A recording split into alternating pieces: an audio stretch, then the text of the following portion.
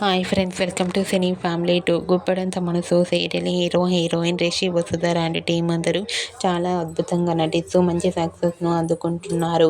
గుప్పడంత మనసు సీరియల్లో మను క్యారెక్టర్లో రవిశంకర్ రాథోడ్ చాలా అద్భుతంగా నటిస్తూ మంచి గుర్తింపును సంపాదించుకున్నారు. రవిశంకర్ రాథోడ్ తాజాగా ఓ ఇంటర్వ్యూలో పాల్గొన్నారు.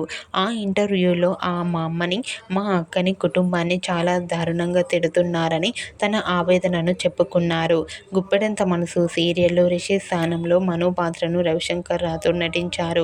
సోషల్ మీడియా వేదికగా రవిశంకర్ను రిషి ఫ్యాన్స్ టార్గెట్ చేస్తూ సోషల్ మీడియా వేదికగా దూషిస్తూ పోస్టులు పెడుతున్నారు. గుప్పెడంత మనసు సీరియల్ హీరో రిషికి కొన్ని రోజుల వరకు ఆరోగ్యం బాగాలేదు. దీంతో ఆ సీరియల్ కథకి ఒక హీరో లేకుండా కథని చేయలేరు కాబట్టి అందుకే నన్ను పెట్టారు. ఈ క్రమంలోనే నాకు లీడ్ రోల్ ఇస్తే నేను చేశాను.